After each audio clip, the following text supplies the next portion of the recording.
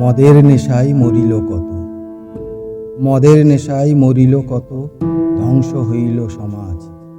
এবার পৌঁছে বালির দেশে, করিবে রক্তরাজ।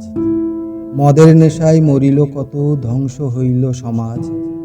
এবার পৌঁছে বালির দেশে, করিবে রক্তরাজ। इस्लाम में हराम फिर भी सऊदी में छलकेंगे जाम। हराम से हलाल तक अब सऊदी में हट जाएगा शराब पर लगा 73 साल पुराना बैन।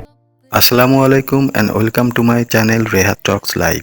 আর আমি আপনাদের সাথে আছি তাহের। যে দেশে নবী সাল্লাল্লাহু আলাইহি সাল্লাম মদের এক ফোঁটাও হারাম ঘোষণা করেছিলেন, আজ সেই দেশে সরকার নিজেই মদের অনুমতি দিচ্ছে। কিন্তু কেন? কি এমন বদল ঘটছে সৌদি আরবে? ইসলাম কি ধীরে ধীরে সংকীর্ণতার দিকে যাচ্ছে? আজকের ভিডিওটি শুধু এই একটি খবর নয়, বরং এটি একটি আত্মজাগরণের ডাক। সৌদি আরব, যে দেশ ইসলামের জন্মভূমি, আজ সেই দেশের সরকারের সিদ্ধান্ত নিয়ে সমগ্র মুসলিম বিশ্ব বিস্মিত ও হতবাক। মদের অনুমতি, এটা কি শুধু আধুনিকতার অংশ, নাকি এর পিছনে আছে ভয়ঙ্কর এক ফিতনার ছায়া? আসুন প্রথমে জেনে নিই ইসলাম ধর্মে মদের অবস্থান। ইসলাম ধর্মে মদ স্পষ্টভাবে হারাম।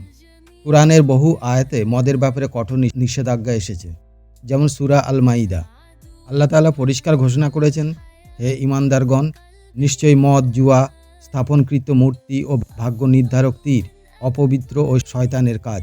তোমরা ইহা হইতে দূরে থাকো, যেন তোমরা সফলকাম হতে পারো। মদ হচ্ছে সকল গুনাহের মূল।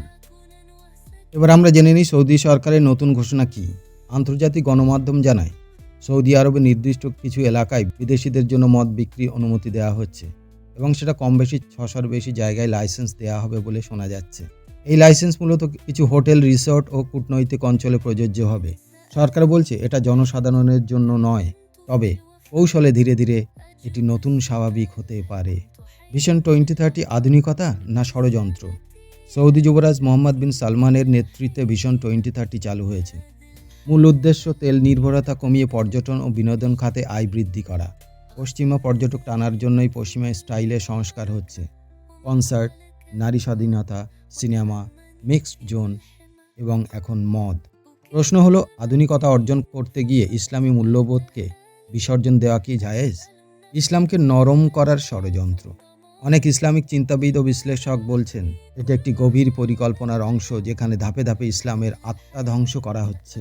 প্রথমে মদকে বিদেশিদের জন্য বৈধ করা হবে, পরে বলা হবে সীমিত পরিমাণে ক্ষতি নেই, তারপর হয়তো বলা হবে মুসলিমরাও এটা পান করতে পারবে। ধীরে ধীরে এইভাবে মুসলিমরাও অভ্যস্ত হয়ে যাবে। এটাই তো দাজ্জালি ফিতনা, হারামকে হালাল বানিয়ে দেওয়া, আর মানুষ টেরও পাবে না। ইসলামী ভূখণ্ডে কুফরি সংস্কৃতি। ইসলামিক দুনিয়ায় সৌদি আরব একসময় শরিয়া আইনের প্রতীক ছিল। আজ সেই দেশে কনসার্ট, অর্ধনগ্ন মডেল, র্যাপ সঙ্গীত চলছে। হাদিসে বলা হয়েছে, শেষ যুগে মানুষ হারামকে হালাল মনে করবে। আপনি কি এখন এই ভবিষ্যৎবাণীর প্রতিফলন দেখতে পাচ্ছেন না? মুসলিমদের প্রতিক্রিয়া চিন্তার জায়গা। বিশ্বের বহু ইসলামী স্কলার বলছেন, এটি মুসলিম দুনিয়ার জন্য কলঙ্ক, এটা ইসলামের সাথে বিশ্বাসঘাতকতা, এটা দাজ্জালের যুগের প্রস্তুতি। অনেক মুসলিম বলছেন, যে দেশ হজ পালন করে, রমজানে ইমাম দিয়ে কাঁদে, সেই দেশ এখন মদের লাইসেন্স দিচ্ছে। তাহলে ইসলাম কোথায় গেল? এরপর কি কি আসতে পারে? আজ মদের অনুমতি, কাল হয়তো সমকামিতার স্বীকৃতি, তারপর শরিয়া বাতিল। এরপর ইসলামের হৃদয়ভূমি পরিণত হবে এক সেকুলার প্রজেক্টে। এটাই কি নিয়ম সিটির আসল উদ্দেশ্য? কেননা আমরা নিয়ম সিটিতে শরিয়া বহির্ভূত এই নিয়মগুলো দেখতে চলেছি আগামী দিনে।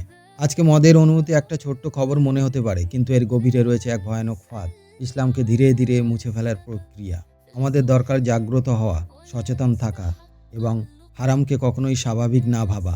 আল্লাহর রাস্তা কঠিন হতে পারে, কিন্তু দুনিয়ার শান্তি ও আখিরাতের মুক্তি তাতেই। যদি ভিডিওটি আপনাকে ভাবতে বাধ্য করে, তাহলে কমেন্ট করে মতামত জানান। আশা করি আজকের ভিডিও থেকে নতুন কোনো তথ্য পেলেন। আজ তাহলে এখানেই শেষ করছি। আপনারা সবাই ভালো থাকবেন, সুস্থ থাকবেন, আর হ্যাঁ, সাবধানে থাকবেন। Thanks for watching this video. Allah হাফেজ।